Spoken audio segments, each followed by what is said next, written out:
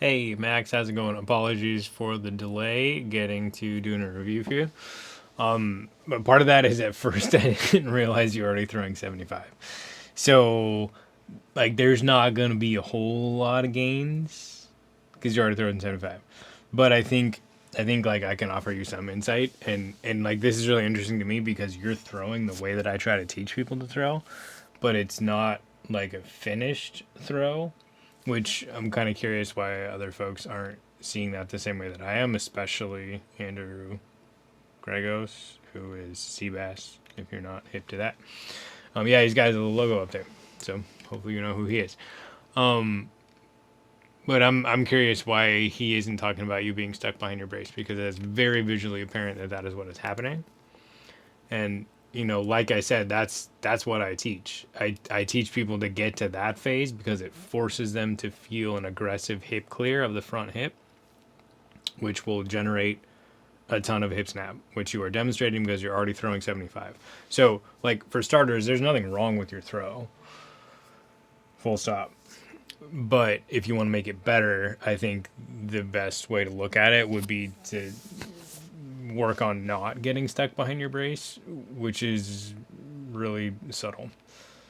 So, stuff that Seabass said here. I'm not sure this video is really a fair comparison because this gentleman on the right, that is a generous term for that man, he's throwing an upshot. Like that's not a full power drive for him because his full power drive goes a mile. So I wouldn't necessarily compare the mechanics because his front shin, bam, gets vertical, which means he's really not containing his front side as much as you are, and his rear leg kind of gets anchored a little bit because he's throwing an upshot and he doesn't need more power. Like he can throw 600, 700 feet, I think. So I mean, well, I guess you probably could too. But point is he's doing a different throw than you, so the mechanics are going to be different. So I'm not sure why Andrew chose that to compare to. But it is correct that he ends up balanced on his front foot and you do not. You do this Page Pierce dab onto the back thing, which, is fine. Your mechanics are good. You're developing a very aggressive force wave from your front leg. You have a really good coil. You have really good timing. Your heel gets down and you're still pretty much at peak reach back. So like mechanically everything works. And then here your front leg is absorbing shock, your knee's bending, and there it stops bending and starts pushing. Front hip clears to the right, rear hip continues forward. There's that little foot drift target word. And then the disc is out of your hand at this point, and your balance falls back, boom, onto the back foot there to catch your follow through. So that's what I would suggest changing to up your speed a little bit. And then here's your walk up throw that you posted since I asked.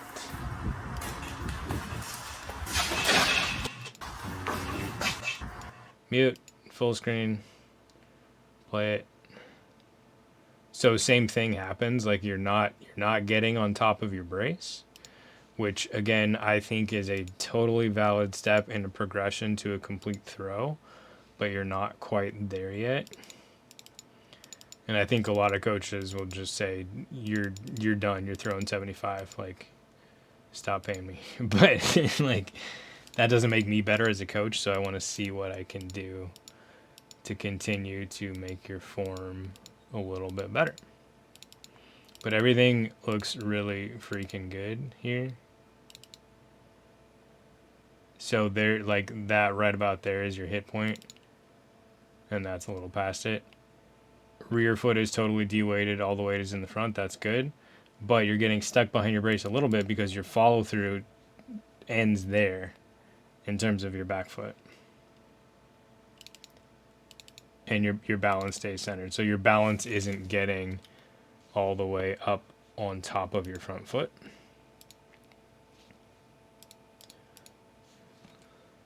So your balance isn't getting here.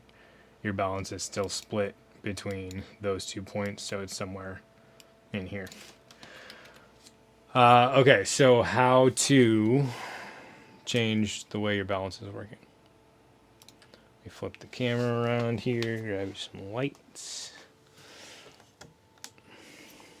Oh, this thing came on purple. We don't need mood lighting, we need white light.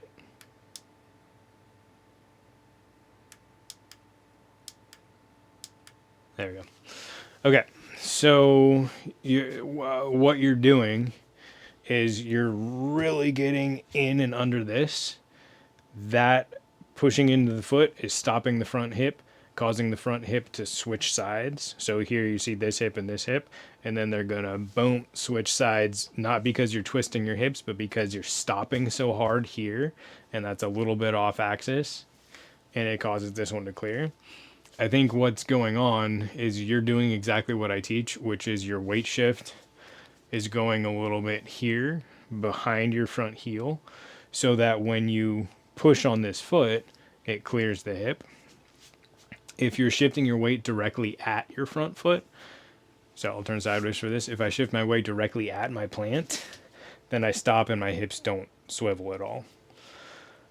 If I send my weight still that way, but I put my foot offset to the toe side, weight's going that way, push to stop me is coming off axis from that line a little bit, then all of a sudden I get hip torque, which is what you're executing perfectly.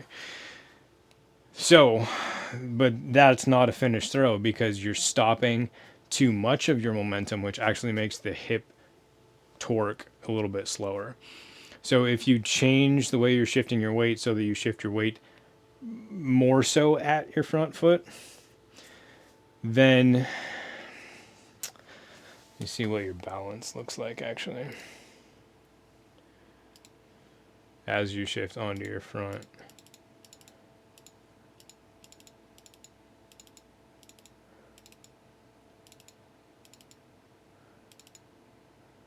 Man, that's pretty darn good. Like, I really don't think you're going to get a whole lot more than 75. Just because 75 is already like really freaking good. But if you can think about, do all of the things you're doing, except you're going to make that shockwave from the front leg pressing not get you to here, but have that shockwave start and let your hips come more at your front foot. So I think the easiest way to understand this, I need a stick that's a little bit shorter, but I'm trying with this one. A guy who does coaching for me named Lee down in Tahoe just showed me this, so I'm not good at coaching it yet because I haven't taken clients through it, but I will do my best. So this is indicating kind of where my center of gravity is. So if I shift my weight over onto my left foot, it does this. If I shift my weight over onto my right foot, it does this. So if I walk, it moves to whichever foot is on the ground without me having to do anything or think about it. I'm just anchoring this here. And when I walk, I shift my weight there, and then I shift my weight here, and that just happens. So flash forward to disc golf. And what I coach people to do is what you're doing, where this stick goes behind the front foot. Boom, like that. And what you want to move towards is where this stick is going to go more at your front foot. Boom. So look at the difference in how quickly my hips shift. If I step there and shift my weight behind, it's that speed. And then I'm not going to try to do it faster, but I'm actually going to shift more at my front foot.